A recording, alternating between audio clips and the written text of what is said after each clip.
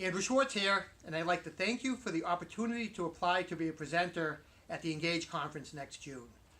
I'm a CPA based outside of Boston, and during the past 30 years, I built up a very narrowly focused niche practice that specializes in the tax and basic financial planning issues affecting healthcare professionals in their practices.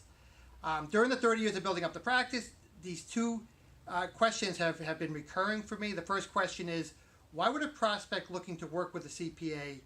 choose to work with a generalist if for a similar value that person can work with a specialist?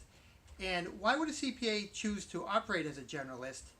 if there's enough prospects and clients in their area for that person to earn a good living by being a specialist? Plus, by being a specialist, that person can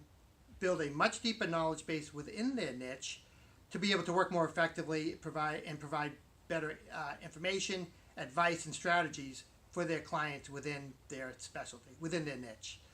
So I distilled down what I learned over the past 30 years building my practice here into a